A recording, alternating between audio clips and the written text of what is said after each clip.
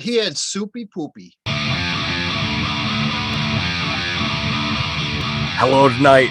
I'm CJ. This is the RockWire. Happy 4th of July.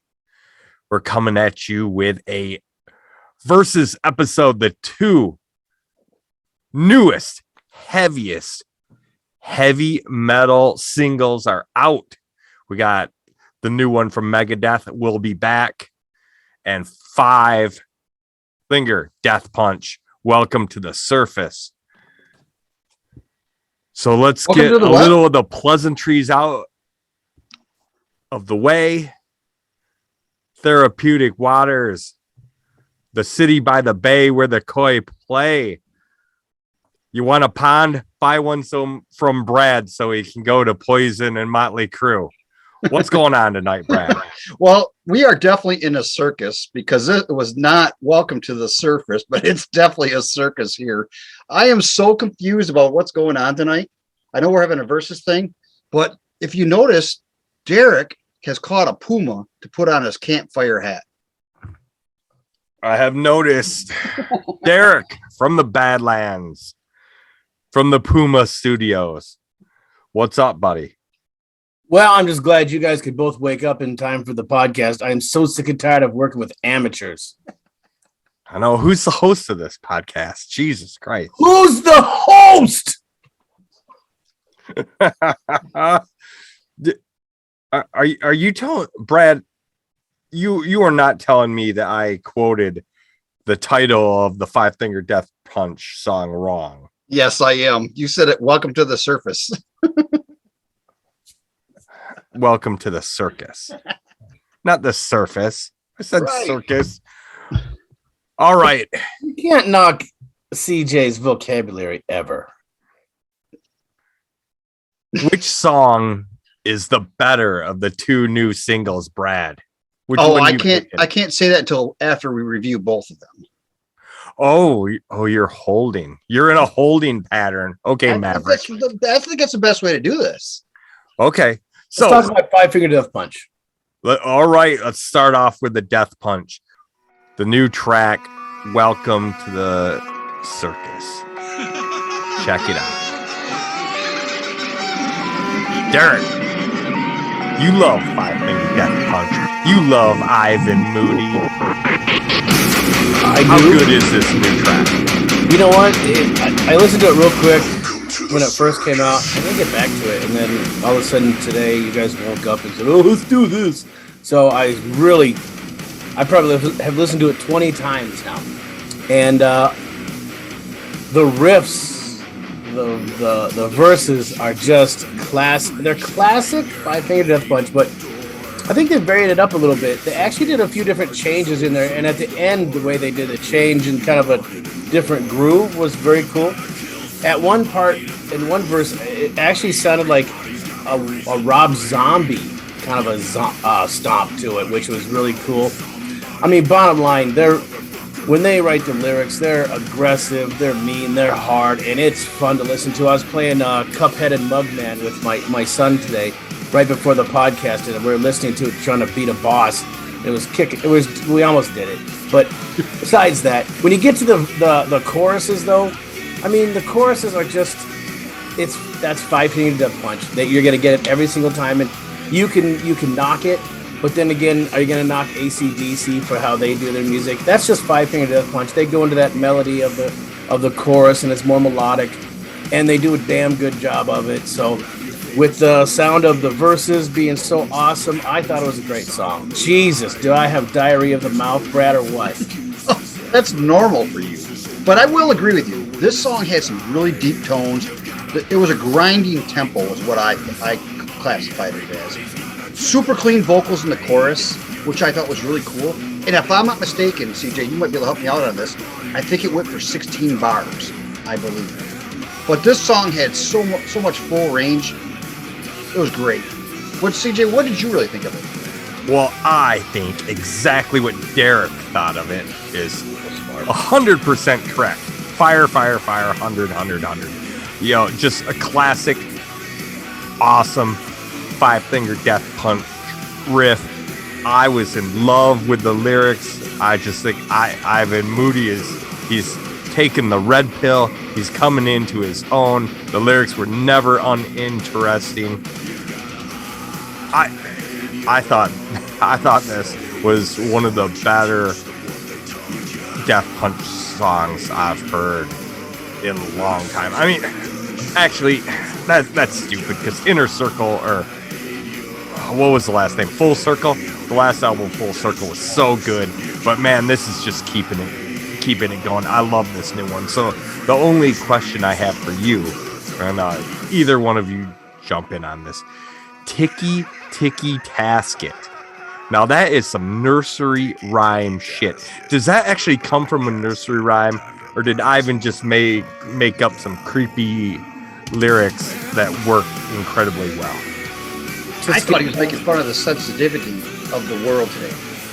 What's that? Well, no, what's that nursery rhyme? Tisket, a tasket, a... Oh yeah, that's what it is. A tisket, a tasket. A basket. Right. And he went to Ticky Ticky Tasket. I don't know. Interesting lyric. It is a good setup for the change in the song. Go. All right. Now, I think all three of us love that song, but is it better or worse than the new Megadeth? The first one off the album, The Sick, The Dying, The Dead. Wonder what Dave's talking about there. I have no idea. Have to think about it. The new album out September 2nd.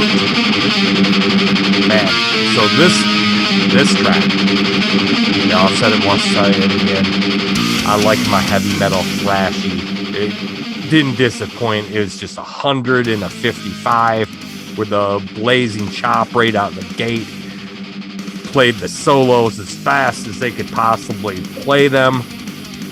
And my first impression was this is certainly no Symphony of Destruction. This is not Hangar 18. But I actually started liking it more and more. Every time I listen to it, it is better. And I like it more and more and more. I thought the finish was a little abrupt. What do you think, Derek? I don't know what the finish, I guess, is abrupt. I will say, I mean, this, if I'm not mistaken, yeah, this harkens back to me for like, all the way back to like Peace Sells, or So Far So Good, you know. I went in listen to the song, not with high expectations, but I was blown away. You're right, it was thrashy. It was a take back to the earlier days of Megadeth, and I thought the changes were amazing. The guitar solo was amazing. The way he sang it, the cadence of his lyrics were fantastic. Like that's what took me back to the earlier days. The way he did the lyrics, honestly, the way he sang them. And I'm gonna ask Brad what he thinks, and I'm sure he's gonna say it had some great deep tones. No, I tell you what. This is my style of tuning a guitar. It's straight tuning, maybe a little drop, a little bit, but not a drop D. That Jackson guitar riffs are the best. That's my opinion. They're better than Gibson. But I really like that boxing ring bell in the chorus. I don't know if you guys picked that up. That ding, ding. It's like I'm getting up for the count, and he's telling all of his haters, take the big one. They don't make guitar solos like this anymore. How many did they play? 4, 5? It was amazing. The speed of the song was so perfect. The transitions were smooth. That pause in the middle of the song, for the latter part, was spot on. It just like, and then it offered the tempo change, which made it feel like two different songs. Yeah, I thought it was gonna start for like a big finish, and then it was like boop, over. And it turned into an instrumental. Yeah, it did turn into an instrumental. Now, Derek, did you like Dystopia? What did you think of the latest Megadeth album going into this new one? Yeah, I mean, I liked it. I don't know. To me, it seemed too erratic. It was all over the place. I don't know. Maybe I'm wrong. Maybe I should go listen to it again. But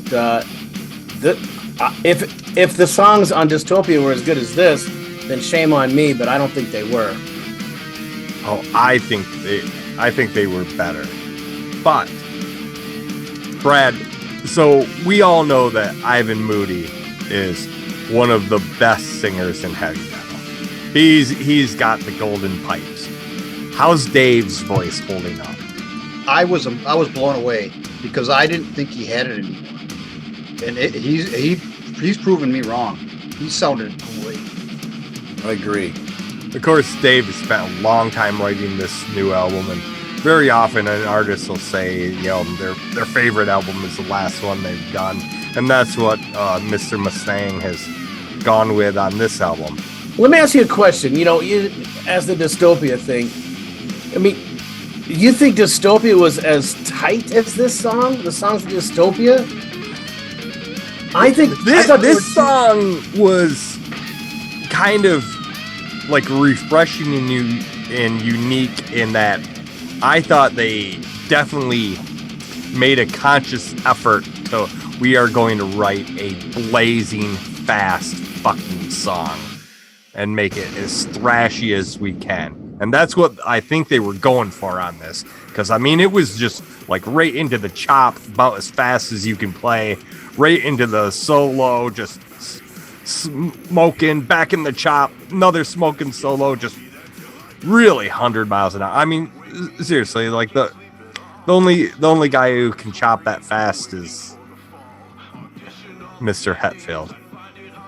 I mean, it was okay. That's not true. There's plenty of guys who can chop that fast, but let's get right to the point and wrap up this on YouTube.